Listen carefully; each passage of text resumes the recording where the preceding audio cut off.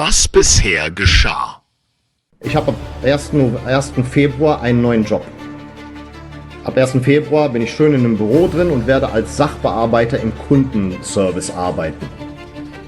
Wo werde ich euch nicht sagen, was für eine Branche werde ich euch nicht sagen, aber das ist dann mein Beruf. Ich erhoffe mir von dem neuen Job, auch wenn er schlechter bezahlt ist, dass meine Work-Life-Balance endlich ins Gleichgewicht kommt. Denn ich muss nicht am Wochenende arbeiten, also wie bei meinem aktuellen Job, wo ich alle 4 bis 5 Wochen einen Samstag arbeiten muss, das fällt weg. Ich habe auch die Option, ab und zu mal Homeoffice zu machen. Das heißt, ich hätte dadurch schon mal automatisch früher frei. Und wenn wenig los ist, kann ich vielleicht mir mal hin und wieder ein paar Notizen machen für meinen Content, bis dann das nächste Kundengespräch ansteht. Es ist ja auf jeden Fall eine feinere Arbeit als das, was ich bisher mache. Hallo, moje, jode Dach. Herzlich willkommen auf meinem kleinen bescheidenen Kanal. Ich bin der Leo. Schön, dass ihr eingeschaltet habt. Ja, liebe Freunde, wie ihr schon anhand des Videotitels erkennen konntet, geht es heute nicht um den 1. FC Köln. Ihr seid seit über 1,5 Jahren Teil dieses Kanals. Ich rede hier von der Community, die insbesondere seit Stunde 0 quasi dabei ist. Und ihr habt ja auch schon teilweise mitgekriegt, dass sich da immer mal wieder was in meinem Leben verändert hat. Ich habe dann schon immer so einen kleinen Mix aus Real Talk und Personal Talk gemacht. Das ist in letzter Zeit ein bisschen weniger geworden. Das hat auch seine Gründe gehabt, weil ich mich auch komplett eigentlich auf das Hauptthema dieses Kanals konzentrieren wollte, und das ist der 1. FC Köln. Für die, die das erste Mal hier einschalten, also das hier ist in erster Linie ein Video für die Community und für die Leute, die sich dafür interessieren, was sich so bei mir tut, weil sowas entwickelt sich halt mit der Zeit. Du hast ein festes Publikum und diese Leute, die kriegen von dir gewisse Dinge mit, weil du es auch schon offen geäußert hast, und nun ja, dann wollen sie natürlich irgendwann mal wissen, was ist daraus geworden. Ihr habt den Trailer jetzt gesehen, beziehungsweise diese Rückblende, und wie ihr wisst, ich habe, ist bald ein Jahr her, meinen Job gewechselt gehabt. Nach 8,5 Jahren habe ich meinen alten Beruf an den Nagel gehangen, weil ich dachte, das wäre der richtige Schritt. Und jetzt einfach mal, um die Sache abzukürzen, also nur damit ihr Bescheid wisst, ich werde hier teilweise auch ein bisschen ablesen. Nun ja, den Job, über den ich gesprochen hatte vor über einem Jahr in meinem Q&A, ja, den habe ich verloren. Und es ist schon etwas her. Ist schon bald, ja, zu diesem Zeitpunkt. Also offiziell laut Papier bin ich seit dem 13.08. arbeitslos. Ja, ich habe den Job verloren gehabt. Da das aber mit etwas moralisch fragwürdigen Dingen zusammenhängt, möchte ich gerne mit diesem Video mit euch darüber sprechen, es euch erzählen, was da genau schiefgelaufen ist. Ich habe einen Fehler gemacht. Es war ein ganz klarer Fehler. Ich meine, okay, in meinem alten Beruf, über den wir nicht reden, ich werde euch nicht erzählen, was ich ursprünglich beruflich mache, aber keine Sorge, ich bin kein Polizeibeamter, ich bin auch sonst kein Ordnungshüter, also ihr steht nicht in der Kurve neben irgendeinen Typen, der irgendwie was mit dem Gesetz oder sowas zu tun hat. So ist es nicht, aber es ist einfach, ich habe für mich erkannt, ja, dass ich einen Fehler gemacht habe, diesen Beruf an den Nagel zu hängen. Zu dem Zeitpunkt dachte ich, es wäre die richtige Entscheidung, weil das ganze Jobangebot klang ja auch recht verlockend. Versuchen wir den ganzen Film ein bisschen zurückzuspulen. Also vor einem Jahr war ich ziemlich verzweifelt in meinem ursprünglichen Job. Naja, das war halt so. Die letzten 2 Jahre zuvor, die waren geprägt von Personalmangel, ständige Anrufe, hey, kannst du einspringen und so weiter und so fort. Und dabei hatte ich ja zuvor ziemlich abgeliefert. Die 6 Jahre zuvor, die 6,5 Jahre zuvor. Ich habe dauernd irgendwie geholfen, bin eingesprungen. Das ist ja auch ein Job, wo du am Wochenende arbeiten musst. Nicht jedes Wochenende, aber so gut wie jedes. Irgendwann bin ich dann Teil einer Arbeitsgruppe geworden innerhalb des Unternehmens, wo du halt unter der Woche länger arbeitest, deutlich länger arbeitest, aber dann am Wochenende dafür frei hast. Aber dafür, also eigentlich an 5 bis 6 Wochenenden, stimmt, hast du dann frei. Und an jedem Feiertag. Dafür musst du aber unter der Woche richtig reinhauen. Irgendwann war ich auch damit nicht mehr zufrieden. Ein Jahr lang war ich mega engagiert darin. Ich habe, also engagiert in dem Sinne, dass ich auch nach der Arbeit was unternommen habe, mich mit Freunden getroffen habe und dergleichen. Aber dann irgendwann wurde auch das mir zu viel, weil ich auch unter der Woche ein bisschen, ja, wie soll ich sagen, Work-Life-Balance haben wollte. Ich habe das Thema Work-Life-Balance wahrscheinlich auch hier und da, ja, muss man sagen, ein bisschen überbewertet. Ja, hab's ein bisschen überbewertet, muss ich im Nachhinein mir eingestehen. Ja, wir leben ja auch in so Zeiten, wo das ständig umkreist. Ich lebe ja auch in einer Gesellschaft, in der das Wochenende mehr als heilig ist. Glaubst mir, in Serbien ist das nicht so. In Serbien, die Leute, die treffen sich nach der Arbeit, hängen im Café rum. Es ist egal, ob du am Wochenende arbeitest, zumindest den meisten, weil sehr viele am Wochenende arbeiten müssen. Deswegen wirst du nicht so stigmatisiert, wenn du am Wochenende mal nicht kannst. Und bei mir war das halt so. Ich habe größtenteils mit Leuten zu tun, die studiert haben oder mindestens Abitur haben. Das ist so mein Umkreis, in dem ich mich bewege außerhalb des 1. FC Köln. So größtenteils, also war es schon immer. Hat sich jetzt ein bisschen so verschoben teilweise oder es hält sich die Waage, aber ich habe halt größtenteils mit Leuten zu tun gehabt, die am Wochenende frei haben. Und weißt du, dann war auch immer der ein oder andere dabei, der es nicht verstanden hat. Ja, und irgendwann waren auch die Wochenenden irgendwie geprägt vom 1. FC Köln, immer mehr und mehr. Ja, war jetzt noch nicht so, dass ich vorher kein Fan war, aber so aktiv wie in den letzten Jahren war ich nie. Und ja, das hat auch mit eine Rolle gespielt. Für mich auch persönlich so ein Tiefpunkt auf der alten Arbeit war auch erreicht. Ich war halt ein angesehener Mitarbeiter, ein sehr angesehener Mitarbeiter über die Jahre geworden. Sehr viel Respekt hatte ich mir erarbeitet, aber irgendwann dachte ich mir, der Respekt ist gegangen. Der Respekt ist nicht mehr vorhanden. Ja, immer mehr von meinen Gesuchen, eventuell mal hier und da einen Tag frei zu bekommen, wie zum Beispiel für den TÜV. Ja, keinen Tag frei bekommen. Ich musste krank machen, sage ich ganz ehrlich. Weil sonst hätte ich nicht zur Arbeit fahren können. So einfach ist das. Ich weiß es nicht gut, dass ich mir das jetzt hier eingestehe. Oder das hier mitteile. Aber ja, also mir blieb da nichts anderes übrig. Genauso auch wütend war ich ein Jahr zuvor, als dann zum Beispiel mein Gesuch auf Freizeitausgleich für gerade mal 10 Tagen und das in einer Zeit, wo die meisten noch nicht mal frei haben wollen, abgelehnt wurde. Das erste Mal. Und das hat mich, ja, da wurde ich ein bisschen zu Diva wahrscheinlich, muss ich mir selber eingestehen. Das war halt so nach dem Motto, was fällt denen ein? Was fällt denen ein, mir nicht freizugeben, die 10 Tage? Das war nämlich ausgerechnet da, wo wir halt in der Conference League auswärts in Ungarn angetreten sind. Ich kennst nur den alten Namen dieses Vereins, Videoton. Fehervar, ja, Fehervar. Die erste Runde Conference League Quali. Weil ein Kumpel von mir wollte unbedingt dahin fahren. Wir hätten sowieso keine Karten bekommen. Wir wissen ja, wie das mittlerweile ist mit dem 1. FC Köln und den Karten. Aber ja, der Traum war da. Hab nicht frei bekommen. Okay. Hab eine Ablehnung bekommen, noch kurz vor dem Kartenvorverkauf. Ja, und das hat mich dann ein bisschen so, ja, distanziert von dem Vorgesetzten.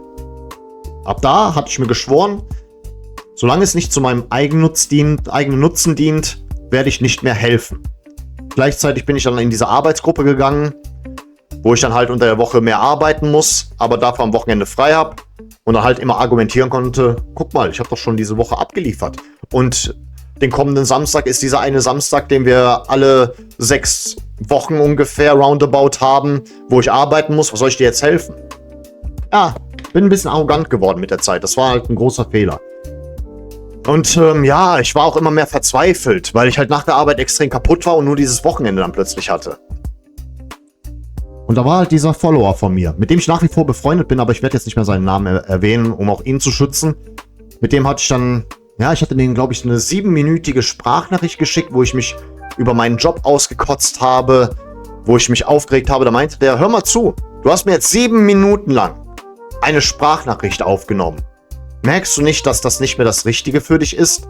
Und ich will ihn jetzt nicht als Manipulator darstellen, sondern halt, das hat mir halt ein bisschen so, ich dachte in dem Moment, meine Augen wären geöffnet worden. Und dann meinte ich halt, was soll ich denn machen? So, weißt du, so, das ist halt der Beruf, den ich erlernt habe und dergleichen. Ich habe jetzt auch kein Abitur und kein Studium oder sowas absolviert, das mir irgendwie die Tür offen lässt für irgendeinen verwaltungstechnischen Beruf. Da meinte der, wieso? Ich arbeite im Büro. Ich so, ja, okay. Dann bist du wahrscheinlich, keine Ahnung, Bürokaufmann oder sowas. Mein bester Freund ist auch Bürokaufmann. Ausgebildet halt. Hat sogar noch irgendwie, BWL, glaube ich, nochmal hinterher studiert. Ja, deswegen dachte ich, das wäre eine gewaltige Tür, zu der ich niemals einen Schlüssel finde. Es sei denn, ich gehe das Risiko ein, mit einer Wohnung am Hintern und einem Auto am Hintern nochmal in eine richtige 3-jährige Ausbildung zu gehen. Okay, vielleicht auch verkürzt durchs Arbeitsamt, keine Ahnung. Meinte der, nein, hör mal zu. Ich bin Customer Service Agent. Das heißt also, ja, Sachbearbeiter im Kundenservice. Ich dachte mir, wie hast du denn das geschafft? Der so, nein, das ist ein Anlernberuf. Ich bin quer eingestiegen. Zuerst, was meinte er, über eine Zeitarbeitsfirma? Natürlich, das kam für mich nicht in Frage. Und dann später haben sie mich fest eingestellt. Ich bin im Büro am Arbeiten und ich habe mir dann halt von ihm so ein bisschen so angehört, wie das so funktioniert. Es gibt dann halt so diese Klärfälle. Die Kunden, die rufen dann halt dort an oder schreiben eine E-Mail oder haben so ein Ticketsystem. Ein Ticket ist so eine Art Fallsystem und dann wird auch automatisch das Problem an dich weitergeleitet. Und du wirst angelernt, das Problem zu lösen. Und für mich klang das so wie so ein alter Job, den ich früher mal gemacht habe als Zeitarbeiter. Ich war mal in der Qualitätskontrolle, aber in der Automobilbranche. Das war was ganz Einfaches. Das war halt so Aussortieren von mangelhafter Ware. Nichts Besonderes. Aber es hat mir Spaß gemacht. Ich habe das sehr lange gemacht. Jetzt ohne irgendeine Jahreszahl zu nennen. Ich war richtig gut. Schnell, hohe Stückzahlen. Und ich dachte mir, ja okay. Ich habe ein Verantwortungsbewusstsein noch dazu. Ich bin lernwillig. Ich hatte da so Berührungspunkte gesehen. Er meinte, ja, bewirb dich doch mal. Ich werde für dich ein gutes Wort einlegen. Ich bin hier mit dem Chef, einen der Chefs, beziehungsweise mit dem hatte ich übrigens niemals was zu tun, außer beim Rauchen und beim Vorstellungsgespräch. Ja, ich bin mit dem gut. Der wird dafür sorgen, dass du in das Vorstellungsgespräch kommst und dergleichen. Und dementsprechend dachte ich mir, komm, probier's doch mal. Es war so, ich erkläre euch jetzt mal, was für eine Firma war vorher. Aber zuallererst einmal ein Hinweis. Und ich habe das jetzt extra aufgeschrieben. Also, bevor ich jetzt beginne, möchte ich eine Sache klarstellen. Ich werde in diesem Video über meine Erfahrungen bei einer ehemaligen Firma sprechen. Ich werde keinen Firmennamen nennen, keine Personen nennen und keine Standorte erwähnen. Ich sage nur, worauf die Firma spezialisiert war, und davon gibt es in Deutschland mehrere Anbieter, die exakt dasselbe Geschäftsmodell haben. Das bedeutet, es ist absolut nicht möglich, aus meinen Aussagen eindeutig herauszulesen, wo ich gearbeitet habe. Und falls jemand aus der besagten Branche zusieht, ja, ich weiß, dass ein paar von euch meinen Kanal verfolgen. Hier ein kleiner rechtlicher Hinweis. Ich bewege mich in diesem Video klar im Rahmen des deutschen Rechts. Insbesondere unter Artikel 5 des Grundgesetzes, der mir erlaubt, meine Meinung, meine Erfahrungen und meine persönlichen Eindrücke frei zu äußern. Solange ich keinen Unternehmensnamen nenne und keine unwahren Tatsachen behaupte, ist das völlig legitim.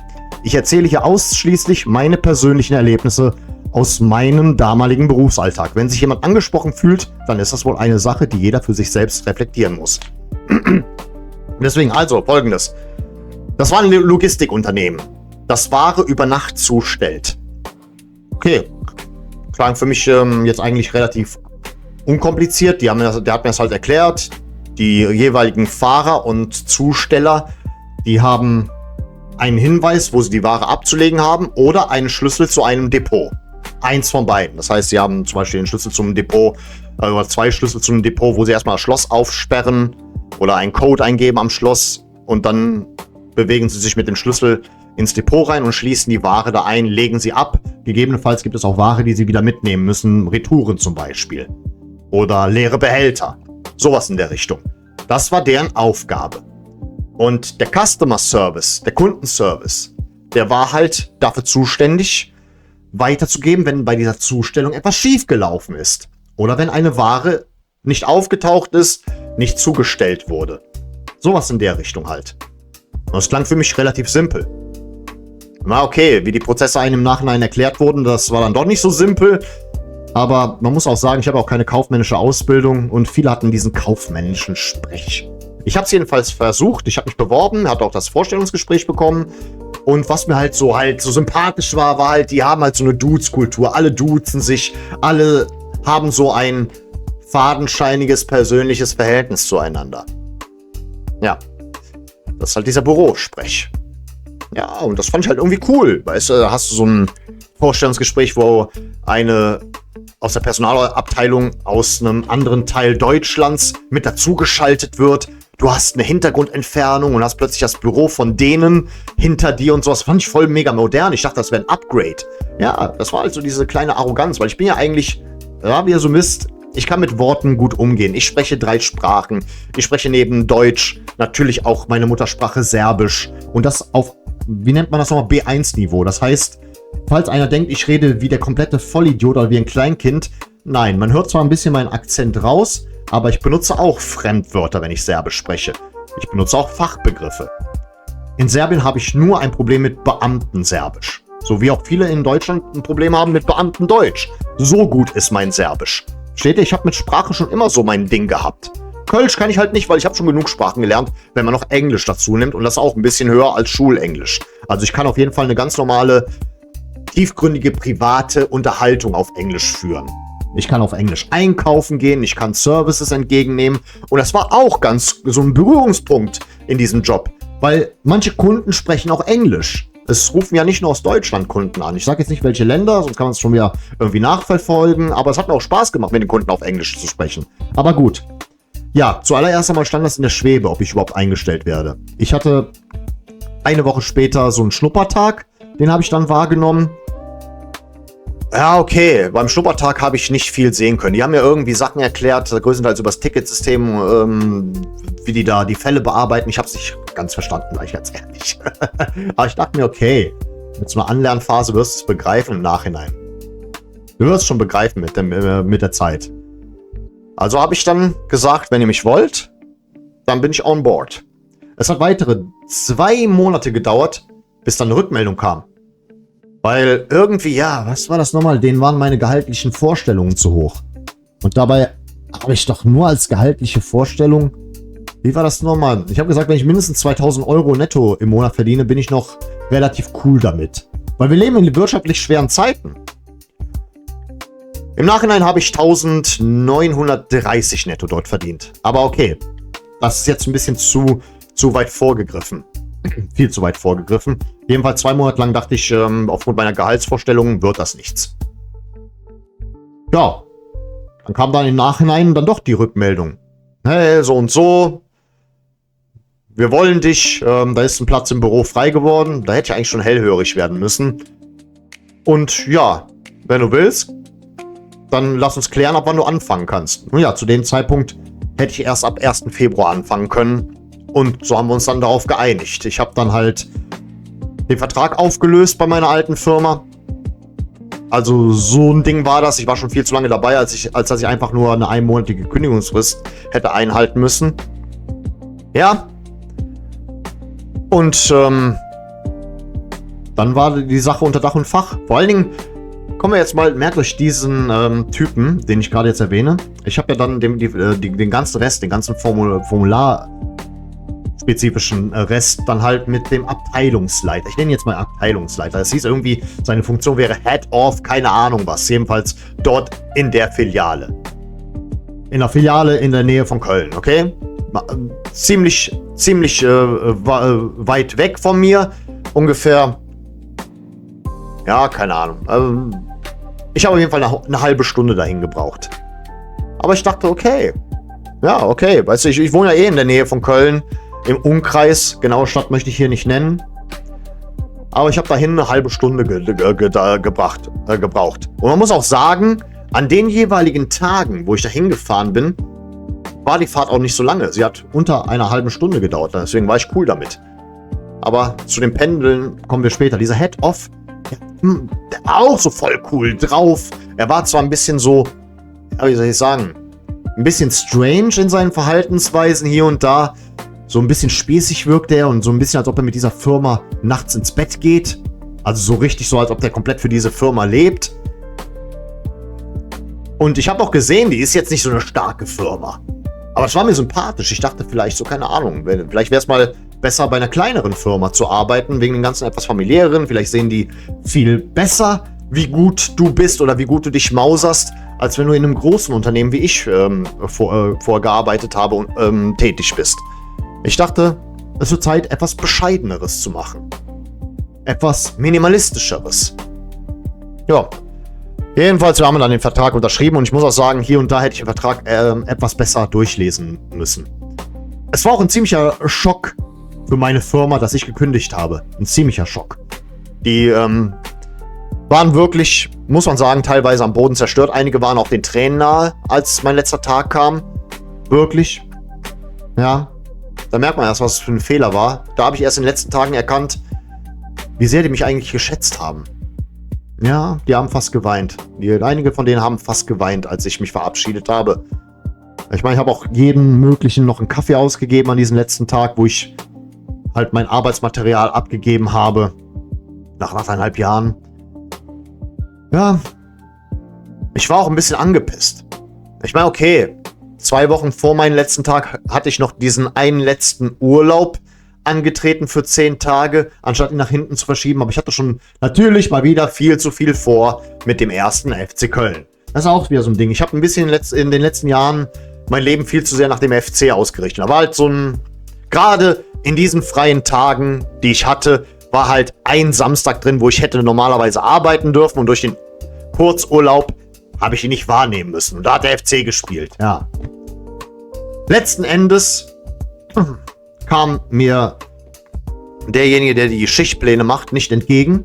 Ich dachte, ich habe es zu dem Zeitpunkt persönlich genommen, so dass ich tatsächlich fast die komplette letzte Arbeitswoche, die Woche bevor ich dann bei dieser neuen Firma anfangen musste, fast durcharbeiten musste.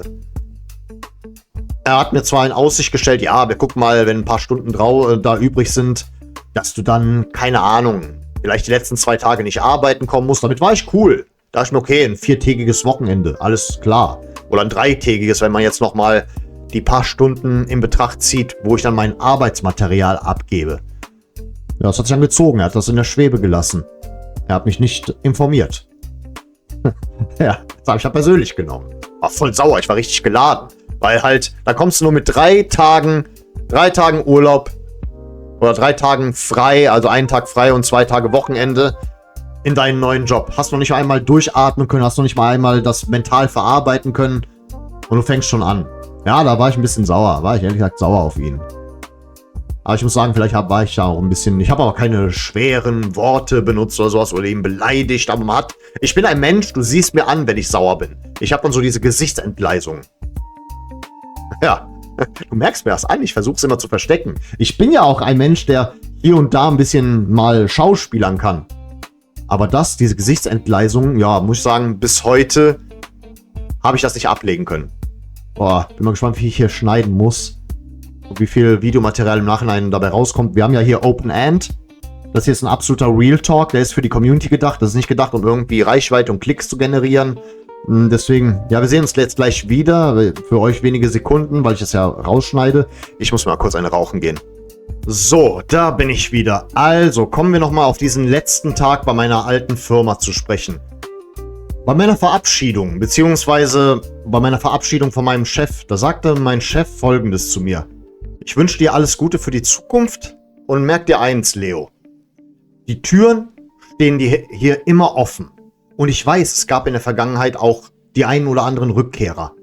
Fast jeder, der mal gegangen ist aus diesem Unternehmen, der ist wieder zurückgekehrt. Also das ist jetzt nicht sein Zitat, sondern meine Beobachtung. Und darauf habe ich mich gestützt. Halt dieser Backup-Plan. Wenn es nicht funktioniert, dann komme ich zurück. Nun ja, wir sollten noch herausfinden mit der Zeit, dass mir das zum Verhängnis wurde. Dieser Backup-Plan. Ja, jedenfalls 3 Tage vergingen und dann habe ich schon direkt den Montag darauf bei dieser neuen Firma angefangen. Naja, ich muss ehrlich sagen, das Ticketsystem, es hat lange gedauert, bis ich es verstanden habe. So, keine Ahnung, das war halt so sehr, sehr viel mit Fachbegriffen mir erklärt worden. Zumindest von dem Mitarbeiter, der mir das erklärt hat. Ich hatte leider nicht das Glück, dass dieser Follower von mir, der auch nach wie vor ein Freund von mir ist, damit wir uns richtig verstehen. Hey, ein treuer Follower von mir ist er. Das ist einer von den treuesten hier. Einer, der von Stunde 0 dabei war. Ja, er meinte schon im Voraus zu mir, pass mal auf, die stecken dich bestimmt in eine andere Abteilung. Die Abteilung, die unter uns ist. Und zwar den, ja, Regio-Kundenservice. Es gab einen Großkunden- und einen Regio-Kundenservice. Er war im Großkundenservice. Und eins muss man meinem Kumpel lassen, meinem treuen Follower. Er ist auf dem Gebiet der Beste in der Firma. Zumindest von all denen, die diese niederen Positionen haben. Er ist der beste Customer Service Agent, muss man einfach mal so sagen.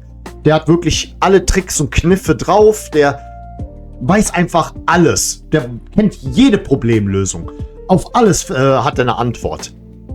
Und nun ja, er meinte auch, hätte ich dich unter meine Fittiche nehmen können, dann wäre die Sache vielleicht anders gelaufen. Hättest du neben mir gesessen, ich hätte das deutlich besser erklären können, aber wir werden mit der Zeit herausfinden, an meiner Kompetenz ist die ganze Sache nicht gescheitert. Ja, dann mit der Zeit relativ schnell. Ah ne, warte, wir machen das jetzt anders. Zuallererst einmal, ich musste nach einer Woche, wo mir jetzt die Basics erklärt wurden, zumindest habe ich so langsam mal die Basics begriffen. Da wurde ich halt nach Berlin geschickt. Ich und weitere Mitarbeiter, die neu waren.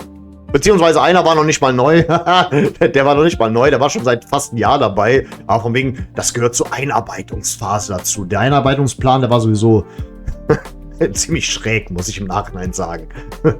Du bist schon längst mit allem vertraut und musst trotzdem noch einen Teil der Einarbeitung absolvieren.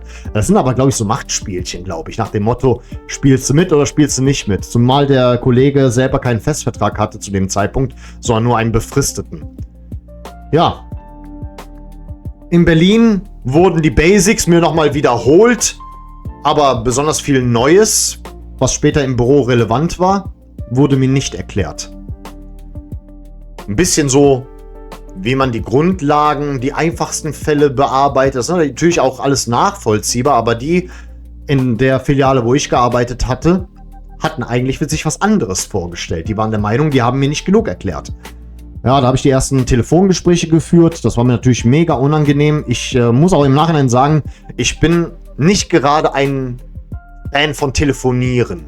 Sprachnachrichten, ja. Aber telefonieren, ja, keine Ahnung. Ist was anderes, wenn du eine Frau kennenlernst. Dann ja. Dann liebe ich telefonieren. Aber ansonsten, ja, keine Ahnung. Ich bin jetzt nicht so der Fan von Telefonieren. Aber irgendwie waren die der Meinung, das mache ich gut. Viel zu gut. Jedenfalls einige Zeit später hat dann in der Filiale, wo ich gearbeitet hatte, da war eine recht junge, wie nennt man das, Abteilungsleiterin, sagen wir das jetzt mal so, oder Supervisor. Sie war der Supervisor. Sie hat dann relativ schnell entschieden, weil sie hat das Büro aufgeteilt. Es gab ein E-Mail-Team, ein Ticket-Team und ein Telefonteam. Das hieß für mich 8 Stunden lang telefonieren. Das klingt jetzt erstmal irgendwie cool. Ja. Das Problem ist halt immer, wenn du dann die ganze Zeit mit irgendwelchen Fällen überhäuft wirst, wo die Fahrer Scheiße gebaut haben und das den ganzen Tag lang in so einem Unternehmen, dann wirst du wahnsinnig. Ey, 8 Stunden lang sagst du den gleichen Satz. Firma XY, wie kann ich Ihnen weiterhelfen? Du wiederholst dich die ganze Zeit. Die ganze Zeit wiederholst du dich. Davor hat mich keiner gewarnt. Mein Kumpel, der muss sowas nicht machen. Der muss nur weitergeleitete Anrufe annehmen. Oder proaktive Anrufe, die mir übrigens am meisten Spaß gemacht haben. Proaktiv, wenn ich wusste, alles klar, ich habe hier ein Ticket und das Problem kann ich vielleicht lösen, wenn ich proaktiv anrufe beim Kunden.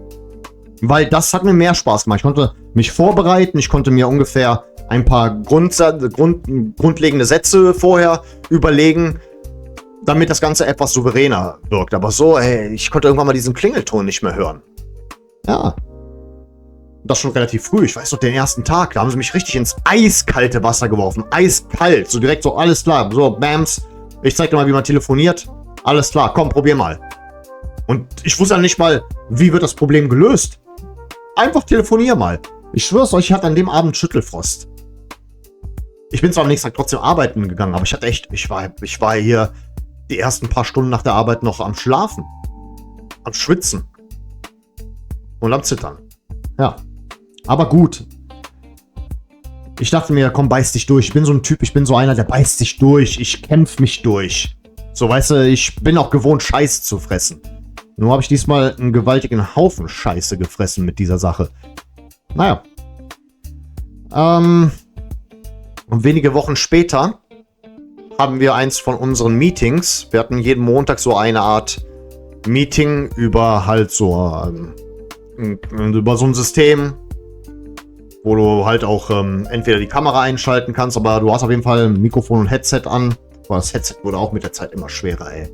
So ein riesiger Oschi und kriegst du von Nackenschmerzen von der Scheiße, sag ich euch. Aber, naja, dann kam die Nachricht rein. Ein Großkunde ist abgesprungen. Also er wird in Kürze die Zusammenarbeit beenden. Ja, da habe ich mir natürlich Sorgen gemacht. Hab mir gedacht, du Scheiße, du bist hier neu in der Firma und wahrscheinlich du jetzt bist du auch noch in der Probezeit. Du bist einer der Ersten, die geopfert werden. Das war dann noch nicht der Fall, lustigerweise. Wisst ihr, das ist auch noch dieses perfide. Diese Abteilungsleiterin nimmt mich beim Rauchen. Am Anfang war ich ja so ihr Raucherbuddy, aber die hat sich immer wieder ihre neuen Raucherbuddies ausgesucht. So ihre Lieblinge. Weil die irgendwann mal gemerkt hat, dass ich von der Sache ein bisschen zugestresst war und mir, ja, wenn ich mir eine geraucht habe, nicht so sehr nach Reden zumute war. Weil du die ganze Zeit nur am Plappern bist. Das war ihre Entscheidung, dass ich ans Telefonteam komme. Ich war ehrlich gesagt davon nicht so überzeugt. Ich muss im Nachhinein sagen, von all den Aufgaben, die wir gemacht haben, da hat mir das Ticketsystem am meisten Spaß gemacht. Du hast einen Fall vor dir, du weißt ganz klar, worum es geht. Und wenn du Bescheid weißt, dann arbeitest du an der Lösung. Ja, aber dieser Großkunde ist halt abgesprungen, weil sich die Kunden des Großkunden immer mehr und mehr beschwert haben. Weil das Ding ist halt, ja, wie arbeitet dieses Unternehmen? Die arbeiten halt mit Subunternehmern zusammen. Die haben keine eigenen Fahrer. Die haben keine eigenen Zusteller. Das sind halt irgendwelche Leute, die müssen so eine Präqualifikation machen, damit sie zustellen dürfen. Und das läuft dann halt über Fremdfirmen. Und ja, wie oft ich zum Beispiel die Beschwerde des Kunden weitergegeben habe, von wegen, der Fahrer hat den Abstellplatz nicht eingehalten, der Fahrer hat mehrere Kilometer weit weg die Ware abgeliefert, der Fahrer hat eine teure Ware einfach so über den Zaun geworfen auf das Gelände des Kunden, obwohl er einen Schlüssel hat. Da heißt es dann, ja, der hat den Schlüssel nicht dabei gehabt oder der Schlüssel ist seit einiger Zeit verloren gegangen und so weiter und so fort. Ich muss es an die Schlüsselabteilung weiterleiten und so weiter und so fort. Und das muss ich den Kunden dann verkaufen, solche Fehler. Was heißt ja verkaufen? Ich muss es moderieren. Warum der Fahrer so eine Scheiße baut. Klar rutscht dann aus. Die haben mich auch sehr oft gefragt. Das ist jetzt kein Platz für Rassismus oder sowas. Ich bin ja selber Serbe. Ich habe auch die Staatsbürgerschaft. Halber Serbe, halber Slowene. Serbisch-orthodoxer Christ. Mehr Ausländer geht nicht. Aber es war halt schon immer krass, wenn die Kunden gesagt haben, mal eine Frage. War der Fahrer Ausländer? Und dann guckst du nach. Du kannst ja manchmal den Namen sehen und ja, er war da meistens Ausländer. Und dann habe ich dann später von der Disposition die Nachricht bekommen. Die Abstellplatzinformationen wurden dem Fahrer nochmal ausgedruckt. Zusätzlich in seiner Sprache. Unfassbar, oder? Mit sowas musst du dann zusammenarbeiten. Das musst du den Kunden erklären. Jedenfalls gehen wir nochmal zurück auf diesen Großkunden, der abgesprungen ist. Ja, das war halt so. Ich habe dann halt natürlich ein Feedback-Gespräch gesucht. Das zweite zu dem Zeitpunkt. Das erste hatte ich schon nach 2 Wochen. Da hieß es, bisher machst du dich gut und so weiter. Du bist interessiert und so weiter. Du passt gut in das Team rein. Bei dem Gespräch wegen dieses Absprung des Großkundens, das ich gesucht habe, beim Rauchen halt, mit dieser Abteilungsleiterin, ja, hieß halt, mach dir keine Sorgen, ja, klar, die werden jetzt gucken, aussortieren, aber ich werde mich dafür einsetzen, dass du nicht aussortiert wirst und so weiter und so fort. Es gibt da noch genug andere, auch wenn die zwar einen Festvertrag haben, aber denen müssen wir wenigstens dann keine, weil die nicht lang genug dabei sind, keine Abfindung zahlen und so weiter. Die werden eher gehen als du. Okay, ist auch so tatsächlich passiert. Die haben da auch einen Typen rausgeworfen, dann, der vielleicht ein Jahr dabei war. Aber dann, ja, aber man muss auch sagen, bevor wir dazu kommen, die Stimmung war auch immer strange. Diese Chefin hat komplett ihre Emotionen jedes Mal in dieses Büro getragen. Jedes Mal. So, wenn die sauer war, mussten wir es alle abbekommen. Die kam sogar einmal ins Büro morgens. Heute habe ich schlechte Laune. Und wer mir heute doof kommt, der kriegt es ab. Das habe ich noch nie in meinem Leben erlebt. Egal, wo ich gearbeitet habe, sogar auf Zeitarbeit. Aber die war auch ein bisschen zu jung. Ich meine, die war zwar hot, aber die war auch ein bisschen zu jung für den Job.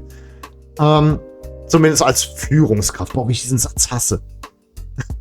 Diesen Begriff Führungskraft. Das klingt irgendwie so herablassend. Wie findet ihr es? Schreibt doch in die Kommentare, wie ihr den Begriff findet. Führungskraft. Ich führe dich. Ihr wisst schon, halt, irgendwie so ein bisschen negativ behaftet. Wenn ich schon ins Büro komme, so weißt du, Mädel, wenn du deine Tage hast, dann ist es nicht unser Problem. Oder wenn du Stress mit deinem Freund hast, über den sie auch ständig gequatscht hat, weil ihr Freund ja irgendwie auch Teil der Firma war. Mehr erzähle ich jetzt hier nicht an der Stelle. Das war so dermaßen unprofessionell. Habe ich noch nie erlebt, dass eine Chefin ihre Laune an uns rauslässt und uns auch tatsächlich auch teilweise anschreit. Okay, mich hat die eigentlich nie angeschrien. Die hat bei mir so gemerkt, ich bin so ein empathischer Typ. Mich anzuschreien, da hätte die auch immer ein schlechtes Gewissen gehabt. Das muss man ihr lassen im Nachhinein.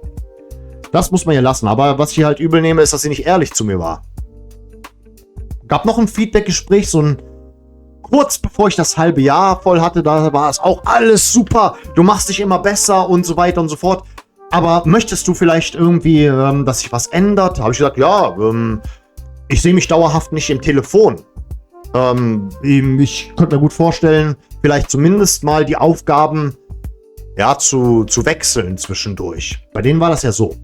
Morgens im Regionalkundenservice sind bis 11 Uhr alle Mitarbeiter im Telefon. Ticket-Team wie auch E-Mail-Team.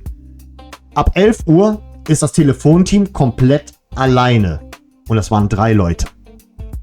Und wisst ihr, ich habe es in der Zeit mindestens 3-mal oder wenn nicht gar 4-mal erlebt, dass einer von beiden krank war und der andere im Urlaub. Beides gleichzeitig. Das heißt, nach 11 Uhr war der arme Leo komplett allein im Telefon. 50 Anrufe am Tag waren es jedes Mal. An einem Tag waren es sogar 55 Anrufe.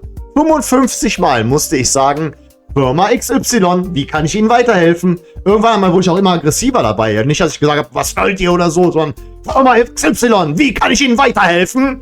Oder auch sarkastisch. Firma XY, wie kann ich Ihnen weiterhelfen? Es wird halt, du wirst bescheuert bei der Sache. Was auch zum Kotzen war, du bist 8 Stunden lang am Telefonieren. Das war wirklich original ein 8-Stunden-Arbeitstag. Du hast eine halbe Stunde Pause gehabt, 8,5 Stunden warst du da. Und in den 8 Stunden musst du die ganze Zeit arbeiten. Es gab nicht irgendwie, außer wenn du pissen gehst. Oder was Größeres. Ansonsten hieß es, gib Gas, gib Gas, gib Gas. War vorher bei den anderen Arbeiten nicht so. Da muss ich ehrlich sagen, da gab es immer mal wieder diese Verschnaufspausen. Okay, das atmen wir jetzt mal durch, okay, dann arbeiten wir weiter. Da war es nur bam, bam, bam, bam, bam, bam, bam, bam, bam. Ist ja auch kein Wunder, wir hatten so eine Pinnwand. Da stand jeden Morgen immer, wie viel Tickets am Tag zuvor der Customer Service zu bearbeiten hatte. Und das waren im Durchschnitt immer 130 bis 140 Tickets. Das heißt Fälle. Beschwerden sind das im Prinzip. Oder ungeklärte Probleme, die entstanden sind. 140. Wisst ihr eigentlich, wie schlecht das ist? Das heißt, im Prinzip der Zustellservice wird den Anforderungen und den Ansprüchen der Kunden nicht gerecht. Weil die Fahrer dauernd irgendeinen Quatsch machen oder die vergessen die Ware im Fahrzeug vergessen. Aber das war wichtige Ware, wovon teilweise der Betriebsablauf abgehangen hat. Da haben Betriebe angerufen, haben gesagt, die Maschinen stehen ohne dieses Material. Aber wir zahlen eine Menge Geld für diesen Nachtservice. Ihr seid nicht gerade günstig. Wo wir aber günstig sind, ist die Gehälter, will ich mal by the way auch sagen. Also so ein Fahrer und so ein Customer Service Agent, da habe ich ja schon drüber gesprochen, verdient nicht gerade die Welt. Muss man echt mal so sagen. Ich habe auch in der Zeit auch kein Urlaubsgeld bekommen zum Beispiel, weil ich habe eine Sache überlesen. Das Urlaubsgeld erst nach der Probezeit einem zusteht. Und Problem war ja halt die Zeit, wo das ausgezahlt wird, kollektiv. Die fiel in die Probezeit. Das heißt, Kohle, mit der ich gerechnet habe, wurde nicht ausgezahlt. Das ist aber jetzt natürlich ein Vorwurf an mich selber, dass ich den Vertrag dann viel zu voreilig unterschrieben habe. Ich gestehe mir da auch Fehler ein. Bin ich auch bereit dazu. Aber wie oft ich da diesen Customer Service telefonmäßig alleine managen musste. Okay, gegen Ende, muss man auch sagen, wurde ich auch immer erfahrener damit. Also meine Annahmequote war die höchste sogar in diesem Telefonteam. Im Durchschnitt 90 bis 93%. Ich glaube, ich hatte sogar mal einen Tag, wo ich 97% angenommen habe. Ja, du hast ja so ein Dashboard. Auf dem Dashboard kannst du deine Pause buchen. Da kannst du halt auch sehen, wie lange du in Pause warst. Entweder halt Verschnaufspause, das heißt so eine Kurzpause. Toilettenpause kannst du buchen. Raucherpause und natürlich auch die Mittagspause, die eine halbe Stunde geht. Ja. Ich muss im Nachhinein sagen, der beste Tag war, wo die Telefonanlage 7 Stunden ausgefallen ist. Das war der beste Arbeitstag. Ja. Ja, Mann, auch die Stimmung dort war auch immer so, dieser ganze Bürosprech, der war einfach so perfide. So, weißt du, aber auch manchmal dieser, den ich vorhin erwähnt habe, wenn dann die Abteilungsleiterin Urlaub hatte oder dergleichen oder nicht da war, dann dann war halt die Vertretung dieser Head of keine Ahnung was, dieser Abteilungsleiter. Und der war ja sowieso, der war immer so richtig herablassend, hat immer so Machtspielchen gespielt. Ich habe ihm auch zugehört, weil er war ja größtenteils im Großkundenservice, der Chef. Und wenn er mit seinen Mitarbeitern telefoniert hat, aus dem Großkundenservice, um die einen nach dem anderen zur Schnecke zu machen, hat er auch immer so schön hinterlistige Sätze gebildet. Wenn er gesagt hat, ich teile mal meinen Bildschirm mit dir. Hier hast du dieses Ticket so und so. Guck dir das mal an. Ich finde das spannend. Guck mal, Digga, red Klartext, wenn dein Mitarbeiter Scheiße gebaut hat. Oder wenn ich Scheiße gebaut habe. Sag mir, das war falsch. Das hast du nicht richtig gemacht. Aber komm mir nicht mit, ich finde das spannend. Ja, weißt du, so dieses Möchtegern-Gebild. Ich finde das spannend. Das ging mir, dieser Bürosprech, der war mir zu wenig geerdet. Das war mir irgendwann mal einfach nur noch so hinterlistig. Auch jedes Mal da wird den Link zu einem Ticket geschickt, wo du irgendwas falsch gemacht hast. Jeder kann es sehen. Jeder kann vor den anderen zur Schnecke machen. Du kriegst mitten in der Arbeit einen Anruf. Hey, das Ticket so und so. Und keiner hat aber geachtet, dass ich da für einen Anfänger die ganze Sache doch recht okay gemacht habe. Siehe Feedback der Chefin, der Abteilungsleiterin. Ja, aber ich hätte hellhörig werden müssen, wo ein Typ, der einen Monat vor mir eingestellt wurde, plötzlich entlassen wurde. Klar, es hieß im Nachhinein, der hätte zu viel krank gemacht und so weiter und so fort. Ich war übrigens jeden Tag pünktlich. Jeden Tag. Ja, ich war wirklich jeden Tag pünktlich. Ich war nicht einmal zu spät gekommen. Ich habe nicht einmal krank gemacht. Der Kollege, der wurde lange Zeit lang, ja, sagen wir mal, in den Glauben gelassen, dass trotz alledem die Sache durch ist. Und dann, ungefähr 3 bis 4 Tage vor Ende seiner Probezeit, hat er erfahren, die Arbeit wird nicht fortgesetzt mit ihnen. Weißt du, kannst du das nicht mal eine Woche früher oder 2 Wochen früher machen? Ich meine, okay, es ist immer noch im rechtlichen Rahmen. Im rechtlichen Rahmen bewegen die sich da immer noch. Ja? Das ist dann leider so, dass die in dem Sinne nichts falsch gemacht haben. Aber das ist, finde ich, perfide. Vor allen Dingen, die machen das ja immer so, du arbeitest ein paar Stunden, dann rufen sie sich hoch ins Büro. Lange Rede, kurzer Sinn. 1 Monat später war ich dran. Ja, nachdem zuvor, ungefähr 2 Wochen zuvor, ich auch noch einen weiteren Teil der Einarbeitung absolviert habe. Ich habe die Dispo kennengelernt. Ich habe einen Tag im Umschlag mitgeholfen. Das war Teil der Einarbeitung. Dann hatte ich eine Nachtschicht mit einem Fahrer gefahren. Und der hat übrigens keine Scheiße gebaut. Weißt du, direkt so einen ausgesucht, der halt alles richtig macht. Damit ich auch ja nicht den Kunden irgendwie mal erklären kann, woran es manchmal hapert. Ja, der war cool drauf. Der hat seine Arbeit echt gut gemacht, muss man schon sagen. Das war so ein vorbildlicher Zustellfahrer, muss man im Nachhinein sagen. Wirklich, der war vorbildlich. Aber wozu schickst du mich mit, wenn ich sowieso schon eventuell aussortiert werde? Dann hatte ach ja, übrigens, Thema Homeoffice. Stimmt ja. Ich hatte nur einmal Homeoffice. Und das war an meinem letzten regulären Arbeitstag. An meinem letzten kompletten Arbeitstag. Da hatte ich einmal Homeoffice gehabt. Ja. Ansonsten Homeoffice, das war ja nur für diejenigen, die länger dabei sind oder gut argumentieren können, gedacht. Wenn du ein bisschen kränklich bist, dann sollst du nicht zum Arzt gehen. Dann bist du im Homeoffice. Okay, es scheint anscheinend gang und gäbe zu sein. Oder, keine Ahnung, hast du einen Termin, dann bist du im Homeoffice. Irgendwie so in der Richtung hat das funktioniert. Aber ich bin keiner, der so gerne dribbelt. Ich habe echt ein Argument gesucht, um Homeoffice zu machen. Ja? Das war auch wirklich ein Grund, Homeoffice zu machen. Und nun ja, habe ich halt nur einmal machen dürfen. Und bevor ich diese Einarbeitungswoche hatte, da war auch noch der große Obermotz des Kundenservice zu Besuch. Oh, was wurde da für ein Bohai gemacht? Oh, was wurde da für ein Bohai gemacht? Alle vernünftig kleiden, wenn ihr euch meldet, sagt nicht einfach nur Firma XY, sondern nennt euren Namen, stellt den Laptop auf laut, damit er hören kann, dass da ein Anruf eingeht. So verhaltet euch so und so.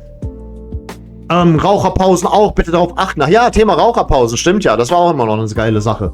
Aber erstmal mache ich noch mal eine. Ja, das Thema Raucherpause, das war auch noch mal so eine Geschichte für sich. Das war auch immer wieder witzig, weißt du, das war immer so, keiner aus demselben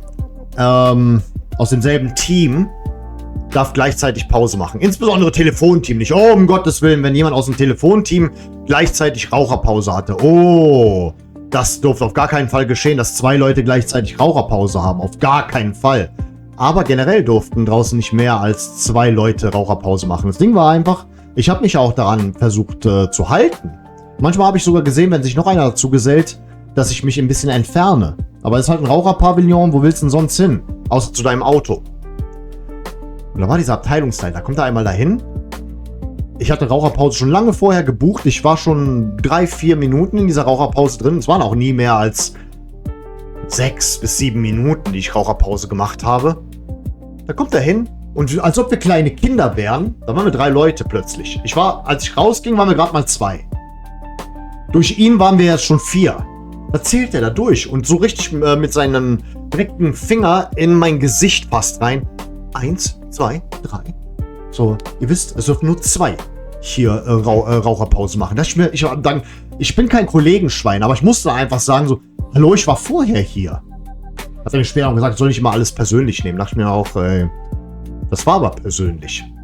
Was auch persönlich war, hatte ich Feierabend gemacht und ich frage meine Abteilungsleiterin, da war nämlich so ein leerer Karton. So ein kleiner leerer Karton. Und ich hatte zuvor was auf Kleinanzeigen verkauft. Aber ich hatte es noch nicht verschickt. Ja, und da meinte ich dann, hör mal, kann ich den leeren Karton hier mitnehmen? Weil ich habe was auf Kleinanzeigen verkauft und so weiter und so fort. Meinte die, kein Problem, kannst du machen. Ich gehe mit dem Karton raus, steht er da draußen. Hab grad Feierabend gemacht. Meinte, was ist das da? Ich so, ja, ein leerer Karton, ich habe was auf Kleinanzeigen verkauft. Ich habe das mit ihr abgesprochen und so weiter. Der so, Moment mal. Nehmen wir an, das wäre jetzt hier der Karton. Schon wieder FC. Dann filzt der den Karton so richtig so. Ja. Junge, was will ich mit der Scheiße, die ihr da verschickt? So ein Misstrauen habe ich in meinem Leben noch nie erlebt. Das war einfach so dieser Moment, da habe ich komplett auch innerlich gebrochen. Da wusste ich ganz genau, alles klar. Wir machen das jetzt so. Ich hatte ja zu dem Zeitpunkt schon einen abgesegneten Urlaub. Da dachte ich mir auch, was segnet ihr mir in der Probezeit einen Urlaub ab? Hat auch schon die Tickets gebucht, die Flugtickets und nun ja. Für mich war klar, also jetzt noch um auf die Flugtickets zu sprechen zu kommen, für mich war klar, ich mache diesen Urlaub und dann ist vorbei. Weil dann werde ich dann mit meiner alten Firma in Kontakt treten und die sogenannte offene Tür durchschreiten. Das war der Plan. Nun ja, das war der Plan, der ursprüngliche, dass ich wieder zurück in die alte Firma gehe. Da werden wir aber noch später zu sprechen, dazu werden wir noch später zu sprechen kommen. Aber da hatte ich schon gebrochen gehabt innerlich. Für mich war klar, im Herbst, da bin ich spätestens weg. So allerspätestens November bin ich da weg. Weil einfach so diese ganze herablassende Art, diese ganze Chaos, das Geld war auch, sagen wir mal, so ein absoluter Witz. Und ich habe auch gewisse Dinge auch unterschätzt. Ich habe das Pendeln auch unterschätzt gehabt. Ich war ja auch komplett kaputt. Ich war ja schon morgens kaputt, wenn ich zur Arbeit kam. Aber der Rückweg war ja nochmal für mich gefühlte Arbeitszeit. Ja, das Problem war halt, auf dieser Strecke war immer ziemlich viel Stau. Manchmal auch schon morgens. Ich war zwar nie knapp dran, aber ich musste noch deutlich früher als geplant mit der Zeit los.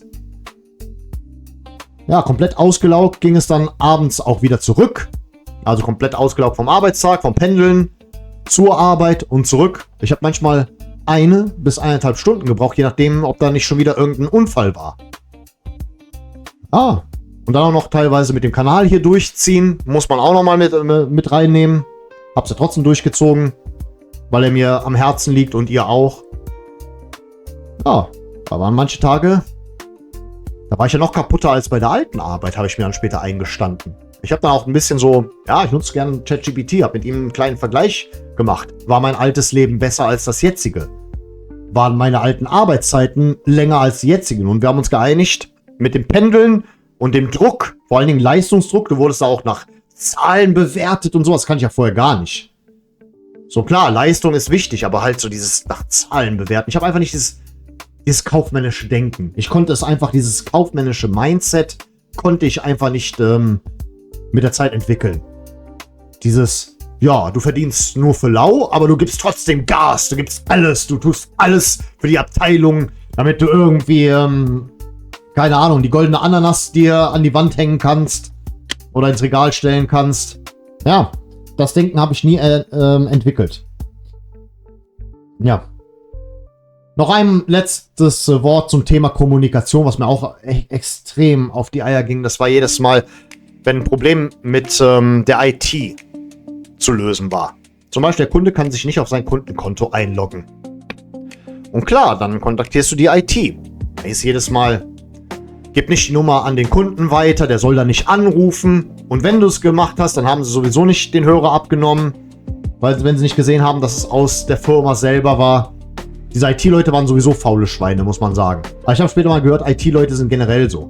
Falls es nicht so ist, bitte in die Kommentare schreiben, weil die haben immer behauptet, IT-Leute sind total die faulen Schweine. Dann waren es zumindest in dieser Firma.